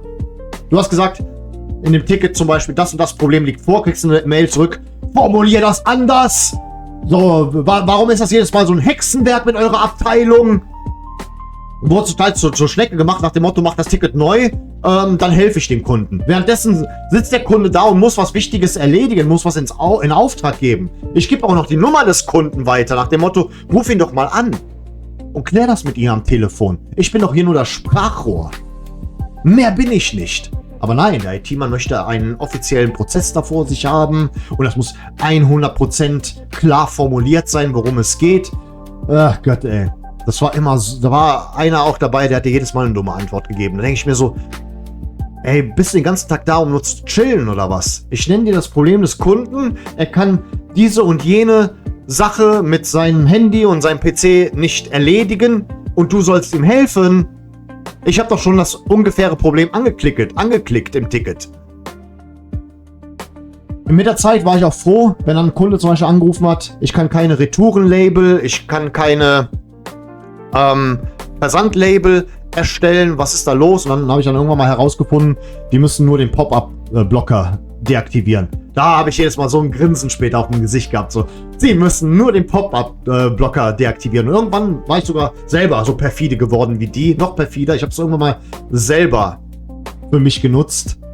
Ich habe das Gespräch dann in die Länge gezogen. Ich habe dann später über ChatGPT herausgefunden, wie ich denen das so richtig schön lange erklären kann. Hatte dann so eine Liste vor mir. Ich habe das voll lange dem erklärt. Voll lange, wie er den oder die wussten das teilweise nicht, wie man einen Pop-up-Blocker deaktiviert und den Drucker so wieder in Gang setzt. Ich habe das voll in die Länge gezogen. Geil war auch, wenn Leute angerufen haben, die meine Muttersprache sprechen. Wenn das zum Beispiel Serben waren, Bosnier, Kroaten, wenn ihr so wollt, auch Montenegriner. Und wenn die angerufen haben, und ich habe den Namen am Namen erkannt, dass das einer von meinen Landsleuten oder, wenn man die jugoslawische Zeit mit einbezieht, meine ehemaligen Landsleute waren, da habe ich gefragt, Hoćemo li da govorimo na naški? Das heißt so im Slang so viel wie, möchten Sie, dass wir in unserer Sprache das Gespräch fortsetzen? Und das war immer so, wow, geil, ja, ey, geil, hör mal, was bei euch in der Firma los? So halt auf Serbisch halt. Oder Serbo-Kroatisch, wenn ihr so wollt, um es mal neutraler zu sagen. Das war immer geil. Da haben wir wirklich immer mindestens so 20-minütige Gespräche geführt. Das habe ich immer schön in die Länge gezogen. Habe auch gesagt, ruf am nächsten Tag an, verlang nach mir, dann reden wir. Na, also im Sinne von dann reden, dann lösen wir das Problem.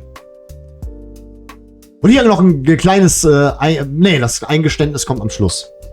Was das betrifft, wie ich später dann noch am Ende weil ich diese Firma immer mehr und mehr gehasst habe und immer mehr und mehr ja, von oben herab auf sie geblickt habe, weil das einfach so eine Firma war. Ich sag euch eins, das ist nicht einfach nur, dass ich jetzt Nostradamus spiele, aber diese Firma wird irgendwann mal den Bach runtergehen, entweder in Insolvenz oder in Geschäftsunfähigkeit. Weil es ist immer mehr und mehr Kosten sparen hier, Kosten sparen da, das und das abbauen, die und die Abteilung schließen und so weiter und so fort. Das hat sich immer mehr und mehr verbreitet. Ich muss auch sagen, in meiner Zeit sind roundabout 5 Leute gekündigt worden. Ja, 5 Leute haben sie allein schon aus dem Customer Service gekündigt gehabt. Ja, dann kam der Tag X nach diesem Homeoffice, das ich vorhin erwähnt habe. Montags, ich komme da hin. Ja, alles wie gehabt. Bis 11 Uhr sind alle im Telefon drin. Dann nach 11 Uhr hatten wir dieses Meeting. Das Meeting dauerte diesmal ein bisschen länger, weil ein neuer Prozess uns erklärt wurde. Irgendwas mit Kostenübernahme. Keine Ahnung, hab's nicht verstanden. Weil es mir mega kompliziert erklärt wurde. Aber das wäre sowieso für die Zukunft gewesen. Ja, also Kostenübernahme für irgendwelche nicht zugestellte Ware. Keine Ahnung, Mann. Irgendwas so in der Richtung. Ich war einfach nicht dafür geschaffen. Ich bin einfach, muss ich mir im Nachhinein eingestehen, kein Büromensch. Ich mag nicht diese perfide Sprache, dieses hinten herum, dieses mit Fachbegriffen um sich schmeißen und es nicht so meinen. Dieses kaufmännische Denken, ich verdiene für lau, aber muss trotzdem eine mega Performance abliefern. In meiner Welt hat sich das die 8,5 Jahre zuvor nicht so abgespielt. Ich habe erkannt, wie gut es mir in dem alten Beruf ging. Nicht nur Job, Beruf sogar. Aber gut, die kamen mir zuvor. Ich hatte ja gesagt, ich wollte eigentlich im Herbst kündigen. Ja, ungefähr 4 Tage vor Ende der Probezeit. Das war also dieser besagte Montag, wo uns dieser neue Prozess erklärt wurde. Nach diesem Meeting sagt dann die Abteilungsleiterin, ne, nicht Abteilungsleiterin, die, ja doch Abteilungsleiterin. Ne, warte, der eine war der Abteilungsleiter und die andere war jetzt, okay, die Supervisorin. Von die meine ich ja die ganze Zeit, die auch die Raucherpausen und so weiter, ihre Raucherbuddies hatte. Sagt die, Leo, kommst du gleich mal? Und da wusste ich, weil ich kannte das von einem Kollegen vorher. Das ist dieser Moment. Das ist dieser Moment. Die werden mich gleich rausschmeißen. Ich hab's schon geahnt. Die waren mir so zuvor gegangen. Ich musste noch hier ein paar Programme schließen, den Bildschirm sperren, mich auf Meeting stellen. Ich gehe dann hoch in diesen Meetingraum, wo ich auch ja, mehrere Monate, mehr als ein halbes Jahr zuvor mein Vorstellungsgespräch hatte. Dann sitzt dann dieser Abteilungsleiter neben meiner Supervisorin, okay, neben meiner direkten Chefin, ne? Und ich weiß schon, was los ist. Ich spüre das schon, weil sie hat auch voll nah bei denen gesessen. Nach dem Motto, ich setze mich mal besser neben den, damit er mich beschützt. Weil er ist auch mehrere Köpfe größer als ich gewesen. Er hätte mir sowieso nicht in die Fresse gehauen. Ganz ehrlich. Dann beginnt er auch noch das Gespräch mit: Ja, Leo, hier an diesem Ort hast du gesessen, als du dein Vorstellungsgespräch hattest. Und da, an diesem Ort, haben wir auch deinen Vertrag abgeschlossen und dir eine schöne Nachricht überbracht. Leider haben wir heute keine so gute Nachricht für dich. Ich so direkt, mich zurückgelehnt, ich wusste es. Ich wusste, so richtig so mit diesem Grinsen, mit diesem abfälligen Grinsen, weil ich weiß, wie schlecht diese Firma ist. Ich habe es mir einfach angehört, dann bla bla bla bla bla bla bla. Da habe ich dann gesagt, Folgendes. Zuallererst einmal sofortige Freistellung. Ich arbeite keine Minute mehr für euch. Zweitens, wenn ihr schon sowas mit mir abzieht, gutes Arbeitszeugnis. Ein verdammt gutes Arbeitszeugnis. Möchte ich haben.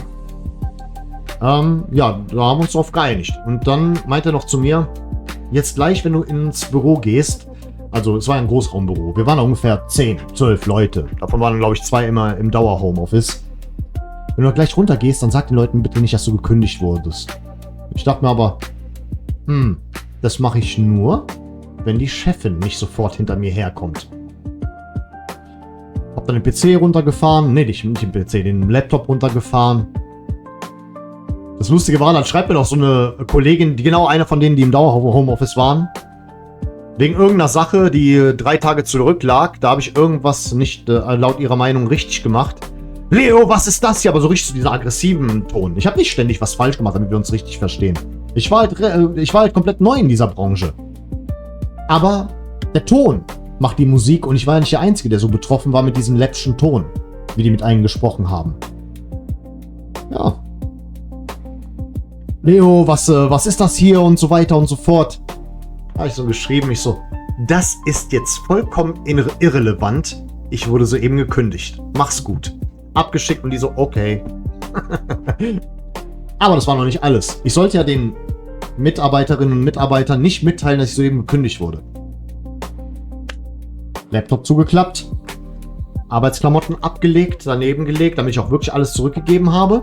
Alles, was in meiner Tasche war und denen gehörte, habe ich dann auf den Tisch gelegt, inklusive meines Mitarbeiterausweises. Und ich so, alle mal bitte kurz herhören, weil ein bisschen Rache muss sein. So, alle mal bitte kurz herhören. Folgendes, ich wurde soeben entlassen.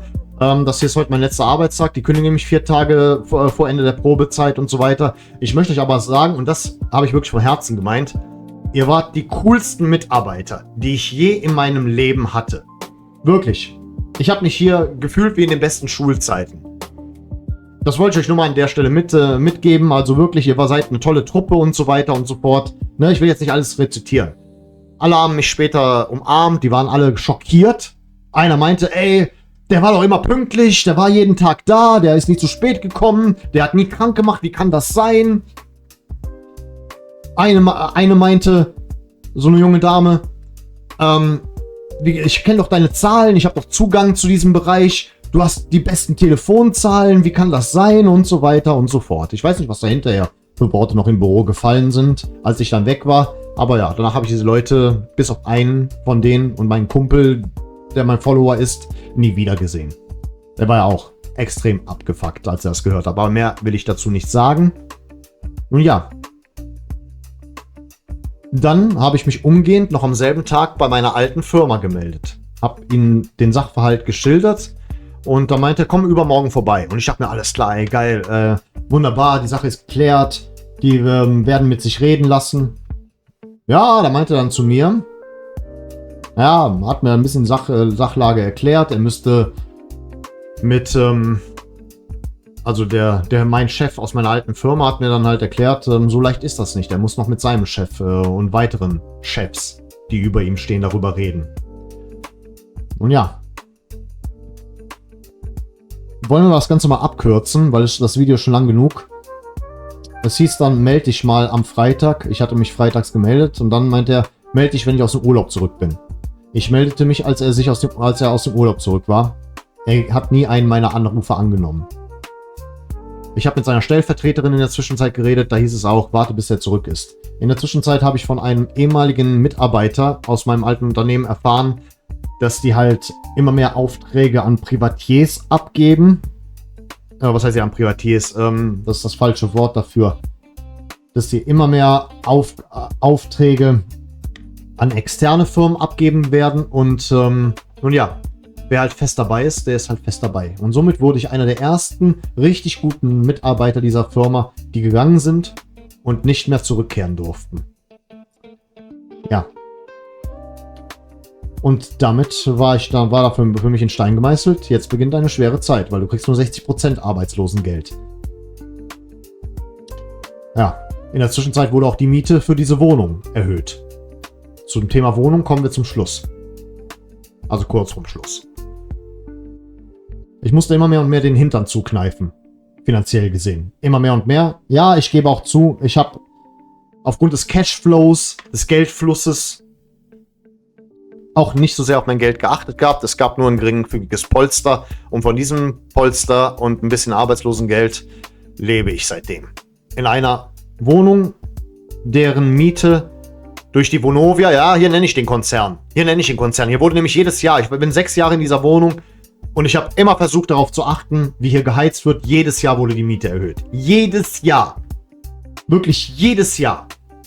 Und wenn ich dann sehe, dass da in diesem Wohngebiet irgendwelche Pöller stehen, die nachts beleuchtet sind mit dem Logo von Vonovia, ja, dann weiß ich ja, weswegen mir die Miete erhöht wird. Wenn ich sehe, dass zu Winterbeginn erstmal ein paar Tage die Heizung nicht funktioniert und ich vor allen Dingen hier kein Entlüftungssystem habe an dieser Heizung, sondern so ein komisches System, da ist kein Lüfter dran. Und da selber noch nicht mal irgendwie schauen kann, ob das an mir liegt. Ja, geil, danke Vonovia. Jedenfalls, deswegen habe ich auch seitdem auch kein Trikot mehr gekauft. Seitdem habe ich auch, ich habe zwar diesen Urlaub in Serbien gemacht und in diesem Urlaub in Serbien setzt auch teilweise ein Umdenken bei mir ein, weil in Serbien leben die Leute etwas minimalistischer. Sie sind nicht mehr arm wie früher. Das ist nicht mehr ein Land, das von Sanktionen betroffen ist und dergleichen. Nein. Das ist einfach nur halt ein Land, das sich immer weiter nach oben entwickelt, muss man sagen. Also wirtschaftlich gesehen. Immer mehr und mehr. infrastrukturell. Ich kenne mittlerweile keinen mehr dort, der keine Arbeit hat. Nur die Leute, ja, mittlerweile gönnen sie sich den einen oder anderen Luxus. Aber trotzdem, besonders die Leute, die in Vorstädten leben und im Prinzip, man kann sagen, in Serbien bin ich auf dem Land, aber es zählt trotzdem als Vorstadt, weil wir nur einen Kilometer von der Innenstadt entfernt sind, leben Leute trotzdem etwas minimalistischer. Und das hat mir ein bisschen die Augen geöffnet, was ich mit meinem Geld gemacht habe. Und deswegen, ja, das Trikot sammeln, das wird auf unbestimmte Zeit eingestellt. Das ist auch so eine Folge von dem Ganzen. Ich habe mir zu viel Luxus in den letzten Jahren gegönnt. Nicht, dass ich irgendwie pleite bin, aber nun ja, es war eine harte Zeit in letzter Zeit. Wirklich eine sehr harte Zeit seitdem. Das habe ich alles diesem Unternehmen zu verdanken. Wirklich, es hat mich komplett erniedrigt, dieses Unternehmen. Ja, dabei war ich mal so ein angesehener Arbeiter. Seht ihr, was ich da gemacht habe? Ich habe komplett meine Zukunft gefährdet. Die Tür war zu diesem Unternehmen, wo ich früher gearbeitet habe. Die Tür war zu. Vor alle anderen stand sie offen. Das ist kein Vorwurf an mein altes Unternehmen. An der Stelle, falls einer von denen zusieht. Es tut mir leid, dass ich teilweise, als ich dann den Jobwechsel gemacht habe, auch ein bisschen von oben herab auf euch geguckt habe. Ich war halt plötzlich der Leo, der den Absprung geschafft hat, der jetzt in einem Büro arbeitet, der auch Homeoffice machen darf und so weiter und so fort. Das ist alles nur ein Trugbild. Mehr nicht. Merkt euch das, ihr macht einen tollen Job. Ihr macht einen wirklich tollen Job. Und ihr braucht euch für diesen Job nicht zu schämen. Gott, ey, ihr macht einen tollen Job und braucht euch dafür nicht zu schämen. Gott, es klingt so, als hätte ich auf dem Strich gearbeitet. Nein, nein. Keine Sorge, ist eine ordentliche Arbeit. Ja, wie lief's denn danach weiter? Also, die Tür war zu meinem alten Unternehmen. Ich hatte dann irgendwie 2 Wochen nach dem Urlaub nochmal so ein Jobangebot gehabt von einer deutlich kleineren Firma in derselben Branche. Und ich hätte es auch beinahe angenommen. War zwar keine besonders angenehme Firma, sehr stranges Umfeld. Er wollte irgendwie, der Chef, der war so ein kleines Unternehmen, der wollte irgendwie aus mir einen Ausbilder machen. Und er meinte, er würde mich dann halt nochmal zusätzlich ausbilden, würde mir die Ausbildung bezahlen und so weiter und so fort. So halt, damit ich auch irgendwie eine höhere Position bekäme. Das klang für mich verlockend. Aber ich bin ja ein Mensch, der mittlerweile lang genug im Arbeitsleben drin ist. Am Tag der Vertragsunterschrift. Ja, das ist natürlich, jetzt denkt ihr euch, wie behämmert ist der Typ eigentlich? Ihr werdet gleich mehrmals denken, wie behämmert ist der Typ eigentlich? So, wie abgehoben ist der? Ich habe mir einen Vertrag komplett durchgelesen und dann sah ich eine Klausel drin. Sollte ich aus diesem Unternehmen vor 2029 ausscheiden, dann müsste ich die kompletten Kosten für diese Ausbildung zurückzahlen. Also, tut mir leid, das kann ich nicht unterschreiben. So und so, ja, hin und her. Habe ich nicht unterschrieben. Eine Woche später kam ein größeres Unternehmen. Das Problem war, auch da hätte ich hinpendeln müssen. Ich habe da erstmal meine mündliche Zusage gegeben, weil besser du hast was, als dass du nichts hast. Na, keine Ahnung, jetzt habe ich kein Sprichwort dafür. Aber ich hätte schon wieder pendeln müssen. Schon wieder wäre ich abhängig gewesen von Stau und dergleichen oder von den Verkehrsverhältnissen. Und das halt auch im Schichtbetrieb. Also das wäre dann ab da wieder Schichtarbeit gewesen und Wochenende arbeiten und dann auch noch den Struggle mit dem Stau haben. Ja, klar kann man jetzt sagen, dann zieh doch einfach um. Aber nee, ich kann nicht einfach so umziehen. Das hat noch einen weiteren Grund. Und nun ja, ich habe dann erstmal mündlich zugesagt und dann kam eine Stelle. Komm, da sage ich jetzt, wer das war. Das war die Deutsche Post. Ich wäre bei einer Postbote gewesen. Na, ich wäre jetzt, normalerweise zu diesem Zeitpunkt wäre ich bereits seit 14 Tagen Postbote. Ja, ich habe auch einen Schnuppertag da gemacht. Mehr möchte ich nicht erzählen. Aber halt auch, da war halt, du verdienst nicht viel als Postfahrer. Als Postfahrer wie auch Austräger von Post. Als Postzusteller. Verdienst echt nicht viel. Das Vertragsverhältnis wäre befristet gewesen. Aber wir hatten schon einen Termin gehabt zur Vertragsunterschrift. Und auf einmal, und jetzt kommen wir endlich, eigentlich ist das jetzt schon das Happy End, meldet sich die Firma, die größte in meiner Branche in dieser Region, meldet sich bei mir. Ich hatte einen Monat zuvor meine Bewerbung rausgeschickt. Ich dachte, das wird nichts mehr, weil wir wollen voll viel von dir wissen. Du musst voll viele Sachen da einsenden. Und ich dachte, okay, du hast ihn nicht überzeugt. Weil auch bei meiner alten Firma, auch wenn dieser Anruf von mir nie entgegengenommen wurde, ich habe mich nochmal schriftlich beworben gehabt. Auch bei Subunternehmern, die mit denen zusammenarbeiten, habe ich mich sogar beworben, damit ich wenigstens im selben Umkreis arbeite. Ja, auf einmal meldet sich diese Firma. Aus dem Nichts. Das ist jetzt zu diesem Zeitpunkt und auch fast schon von der Uhrzeit her, wir haben jetzt 16:37 Uhr, während ich das hier aufnehme. Ja, fast genau 2 Wochen her. Sie haben sehr lange Bürozeiten dort. Ja.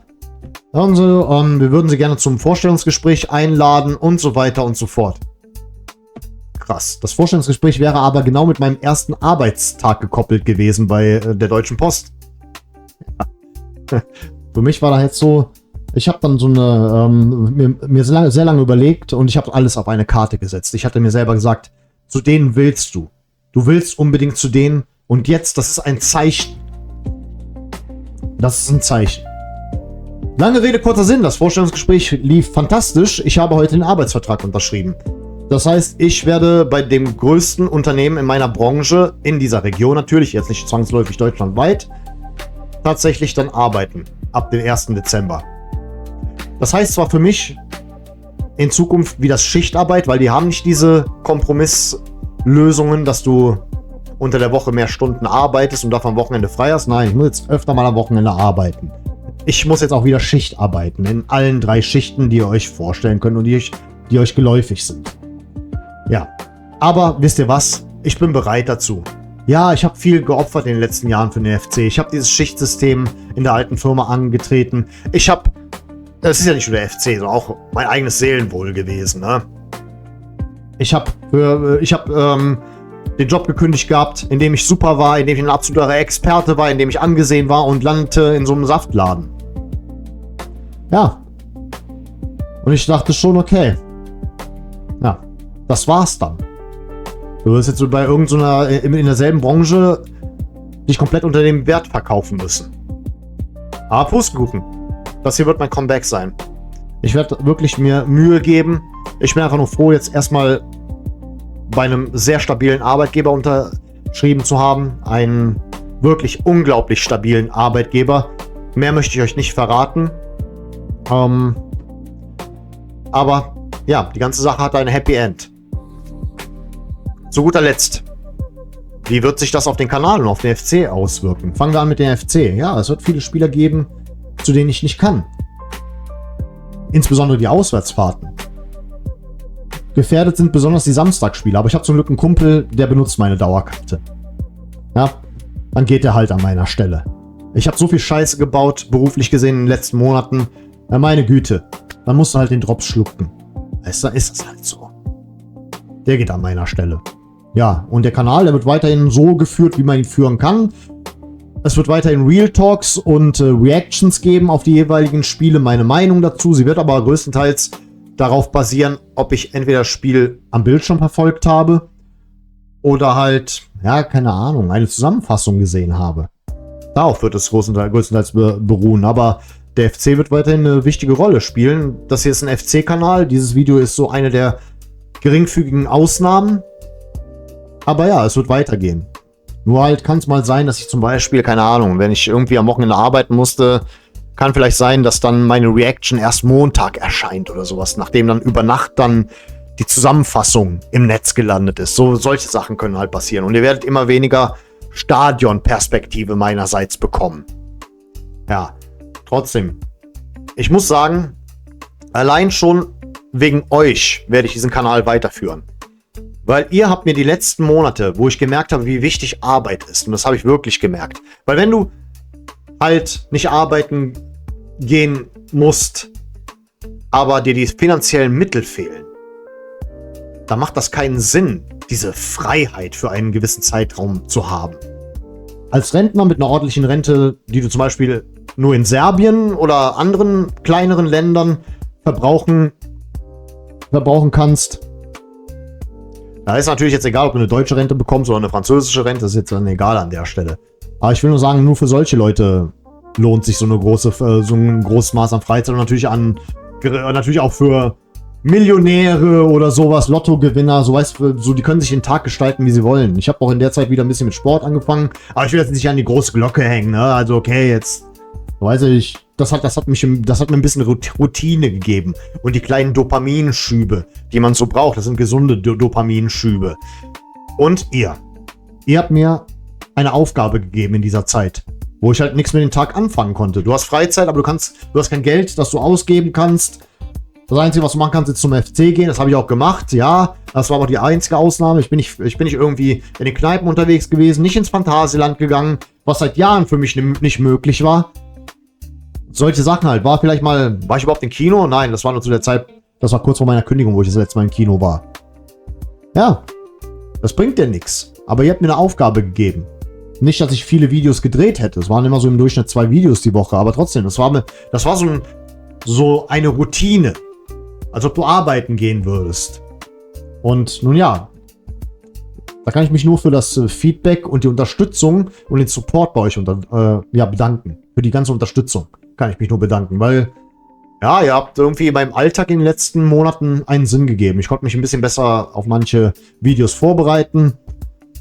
Ich muss auch sagen, zum Beispiel das Gladbach-Video, der Vorschaubericht, nicht die Reaction. Ja, sagen wir mal so, die ist ja ziemlich beliebt geworden.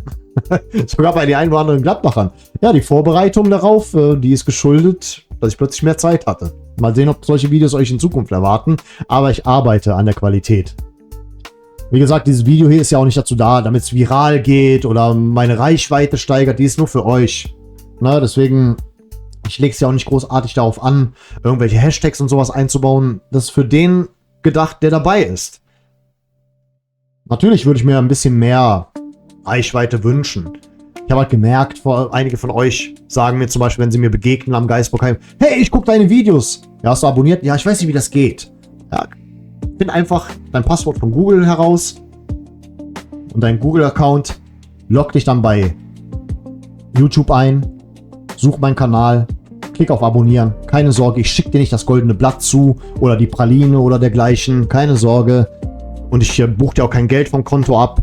Ich weiß, ich bin keiner, der wegen Abos lutscht. Bin ich nie gewesen. Ihr seht meistens die Einblendung am Schluss, wo ich ein bisschen darauf aufrufe, aber normalerweise spamme ich euch nicht damit zu. Aber naja, ich würde schon gerne sehen, dass der Kanal sich weiterentwickelt. Und ich würde schon gerne erleben, wie ich irgendwann mal die 1000 erreiche. Wie vielleicht die Monetarisierung dann dadurch freigeschaltet wird. Übrigens nochmal, wenn wir schon beim Thema Real Talk sind. Ich finde das scheiße, dass YouTube diese Grenze gesetzt hat. 1000 Abonnenten, damit du monetarisiert wirst. Leute. Dieses Unternehmen YouTube wurde in den USA gegründet. Wo Milliarden von Menschen leben. 1000 Abonnenten. Das ist in den USA genauso viel wie in Deutschland 50. Das ist eine unfaire Marke. Was soll ein YouTuber aus der Slowakei machen? Oder aus Slowenien, meinem Vaterland? Ja. Das ist ja immer noch mein Vaterland, obwohl ich mich in erster Linie als Serbe sehe, so by the way. Aber mein Vater hat Serbien sehr geliebt, deswegen habe ich mich für die serbische Seite entschieden, genauso wie er es getan hat später. Ja, Gott sei seiner Seele gnädig. Ja, das war jetzt nochmal ein bisschen Real Talk zu YouTube. Also, die Monetarisierung macht mich nicht reich. Selbst wenn ihr unter dem Video 8000 Klicks seht, davon kriege ich vielleicht roundabout 8 Euro. Aber ich habe ja auch Investitionen in den Kanal. Ein bisschen Schmerzensgeld. Das würde, sagen wir mal, bei manchen Videos für mich so ein bisschen so ein Trostpflaster sein. Weißt du wenigstens, okay, hast ein bisschen so die Kosten damit ausgeglichen. Ja, YouTube. Ach ja, übrigens noch etwas für die Zukunft. So. Wir kommen bald zum Schluss, keine Sorge. Wie gesagt, es ist ein Community-Video, deswegen ist es hier Open End. Wie wird sich denn meine Lebenslage in Zukunft verändern? Folgendes. Ihr seid an diese Wohnung sicherlich gewöhnt, aber ich habe ja schon euch erzählt, was für ein Bitch-Move die Vonovia das 6. Jahr in Folge gemacht hat. Und ich habe die Schnauze voll, mein ganzes Gehalt für so eine Bruchbude auszugeben. Ich höre meinen Nachbar furzen, um es mal so auszudrücken. Ich wohne hier direkt an der Straße, es ist laut. Ich habe bescheuerte Nachbarn mit der Zeit dazu bekommen. Gegenüber von mir hat früher eine alte Oma gewohnt. Ja, die ist jetzt mittlerweile im Altersheim, die war ruhig. Unter mir wohnt noch eine alte Oma und eine hart arbeitende Frau, eine Krankenschwester. Die sind alle korrekter. Über mir ist noch jemand, auch ein hart arbeitender Mann. Das ist normalerweise so für hart arbeitende Leute. Aber fängt schon an mit dem Typen, der gegenüber wohnt. Der geht mir auf die Eier, weil das eine Pille ist. Ja, die gibt's hier auch. Wenn ich schon seine Fußmatte sehe, der weiß auch nichts über meinen FC-Kanal. Ich habe das nicht auf dem Bart, zum Glück bin ich ja noch so klein.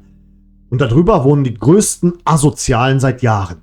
Das wird immer schlimmer, immer mehr Asoziale tun die hier in diese Wohnung rein. Obwohl du am Anfang, ja keine Ahnung, ja, ich weiß noch, wo ich hier am Anfang war. Das war kurz vor der Pandemie. Und ein paar Monate später habe ich einen Film hier geguckt. Liegt einen Tag später bei mir ein Zettel im Briefkasten, ein handschriftlich verfasster Zettel. Man hört ihre Boxen im Nachbarhaus. Das ist nicht nett, bitte nicht mehr. Ja, okay. Kein Problem. Ich habe dann ein bisschen hier so aufgepasst, wie laut mein Heimkino ist. Aber über die Typen sagen die nichts. Die kriegen nie irgendwie eine Ansage. Die schreien da oben um ihr Leben. So, jetzt habe ich mal in der Form versucht zu zensieren. So als ob es um Leben und Tod geht. So schreien die da oben. Manchmal nachts. Und im Flur muss jeder mitkriegen, was für ein Gespräch sie gerade am Telefon haben, weil der Lautsprecher an ist. Naja, voll asozial die Gegend hier geworden. Naja, und deswegen wird Folgendes passieren. Allein schon deswegen, weil dieses Jahr mir finanziell unglaublich geschadet hat. Das hat mir wirklich unglaublich geschadet dieses Jahr. Benötige ich einen Neustart. Und vor allen Dingen einen Neustart in einer ruhigeren Gegend. Wisst ihr, seitdem mein Vater gestorben ist, ist meine Mutter allein. Und sie war in ihrem Leben eigentlich nie allein. Entweder hat sie mit ihren Eltern gelebt, also meinen Großeltern, und in Deutschland hat sie nur kurzfristig allein gelebt, bis sie meinen Vater kennengelernt hat. Sie hat eine schwere Zeit. Und in der Wohnung ist es so, mein altes Zimmer ist über ihrer Wohnung. Versteht ihr? Das ist nicht so, dass das Zimmer in der Wohnung sich befindet. Es wird so sein, ich verlasse diese Wohnung. Ende Januar ziehe ich hier raus. Ich habe vor einem Monat diese Wohnung gekündigt. Ne, vor 2 Wochen, Entschuldigung. Vor 2 Wochen habe ich diese Wohnung gekündigt. Ich habe mir in Serbien lange darüber Gedanken gemacht. Und meine Mutter ist eine Ehrenfrau. Auch wenn ich es ihr angeboten habe, ich muss keine Miete und keinen Strom zahlen. Ja. Ich zahle nur den Internetzugang. Und natürlich und natürlich ein paar Kleinigkeiten. Mein Handyvertrag, das wollte ich gerade sagen. Aber sie wird mir den finanziellen Restart ermöglichen. Wir reden hier von mindestens einem Jahr. Aber ich möchte, ehrlich gesagt, offen halten, wie lange es dauern wird.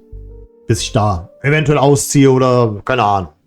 Meine Mutter ist mittlerweile 70 Jahre alt.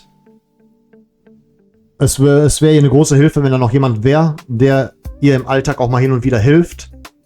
Mir ist es auch egal, was eine Frau davon hält. Ich bin Serbe. Bei uns spielt das keine Rolle, dass vielleicht der Sohn mit der Mutter zusammenlebt oder sowas in der Richtung. So, wer ein Problem damit hat, welche Frau auch immer damit ein Problem hat, ist mir egal.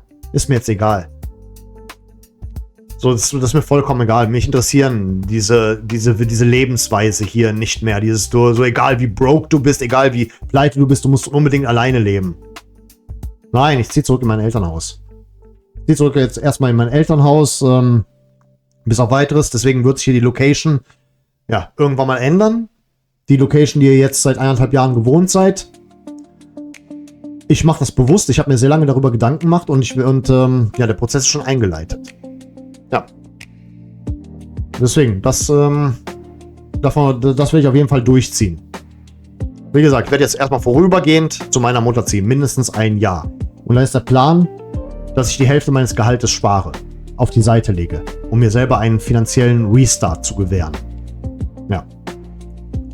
Hab da auch schon ausgerechnet, wenn alles so gut läuft, weil ich werde dann noch weitere Benefits, die diese Firma mir zahlen wird, auch auf die Seite legen. Dann kann ich mein Leben nochmal neu starten, dass ich innerhalb eines Jahres nahezu in den Sand gesetzt habe, um es mal so auszudrücken. Und mir ist auch klar, irgendwann die Mieten, die werden auch nicht günstiger, aber darauf bin ich dann vorbereitet. Wer weiß, vielleicht gewährt mir dieser finanzielle Neustart ein Polster, dass ich vielleicht auch irgendwann mal, keine Ahnung, direkt in Köln und nicht nur in der Umgebung leben kann. Man weiß nie. Das lasse ich jetzt mal offen. So sieht's aus bei mir in meinem Leben.